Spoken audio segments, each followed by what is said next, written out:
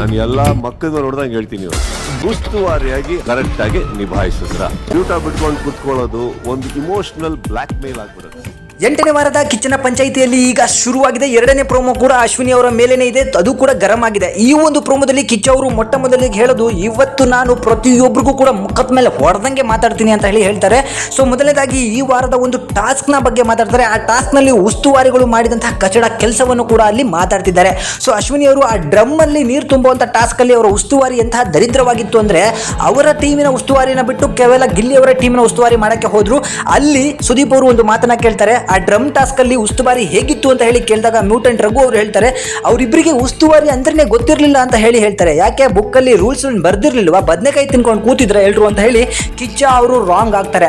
ಅದಾದ್ಮೇಲೆ ಬರುವಂತದ್ದು, ನೀವು ಉಸ್ತುವಾರಿ ಮಾಡಿದ ನಂತರ ಆಟವನ್ನ ಮುಂದುವರಿಸಿದ್ರಲ್ಲ, ಆಗ ಎಲ್ಲರೂ ಕೂಡ ಒಂದೇ ಅಂಡರ್ಸ್ಟ್ಯಾಂಡಿಂಗ್ ಅಲ್ಲಿ ಇದ್ರಿ, ಅಲ್ಲಿ ತಪ್ಪು ಅಂತ ಯಾರು ಕೂಡ ಹೇಳ್ತಾ ಇರಲಿಲ್ಲ.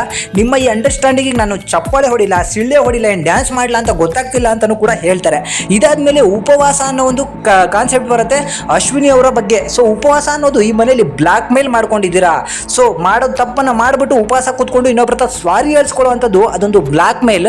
ಅಶ್ವಿನಿ ಅವ್ರಿಗೋಸ್ಕರ ಯಾರ್ಯಾರು ಉಪವಾಸ ಮಾಡಿದ್ರೆ ಸ್ವಲ್ಪ ಕೈ ಎತ್ರಿ ಅಂತಾನೂ ಕೂಡ ಮನೆಯವ್ರಿಗೆ ಕೇಳ್ತಾರೆ. ಅಲ್ಲಿ ಯಾರು ಕೂಡ ಕೈ ಎತ್ತಲ್ಲ, ಅಲ್ಲೂ ಕೂಡ ಅಶ್ವಿನಿ ಅವರಿಗೆ ಒಂದು ಶೇಮ್ ಆಗುವಂಥ ರೀತಿಯಲ್ಲಿ ಆಗತ್ತೆ. ಸೊ ಇದಾದ್ಮೇಲೆ ಸುದೀಪ್ ಅವರಿಗೆ ಸಿಕ್ಕಾಪಟ್ಟೆ ಕೋಪ ಬರುತ್ತೆ.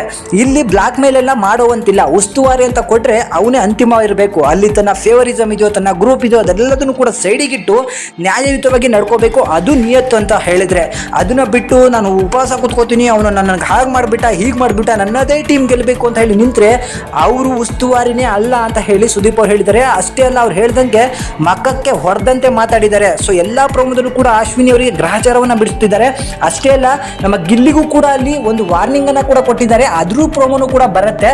ಸೊ ಇನ್ನೊಂದು ಅಪ್ಡೇಟ್ ಏನಂತ ಹೇಳಿದ್ರೆ, ಮನೆಯಿಂದ ಈಗಾಗಲೇ ರಿಷಾ ಗೌಡ ಅವರು ಎಲಿಮಿನೇಟ್ ಆಗಿ ಹೋಗಿದ್ದಾರೆ. ಸೊ ಮನೆಯಲ್ಲಿ ಎಲ್ಲರೂ ಕೂಡ ಅನ್ಕೊಂಡಿದ್ವಿ ಅಭಿ ಅಥವಾ ಧ್ರುವಂತ್ ಹೋಗ್ತಾರೆ ಅಂತ ಬಟ್ ಚೆನ್ನಾಗಿ ಆಡ್ತಿದ್ದಂತಹ ರಿಷಾ ಗೌಡ ಅವರು ಮನೆಯಿಂದ ಎಲಿಮಿನೇಟ್ ಆಗೋಗಿದ್ದಾರೆ ಅನ್ನೋ ಒಂದು ನ್ಯೂಸ್ ಕೂಡ ಬರ್ತಾ ಇದೆ.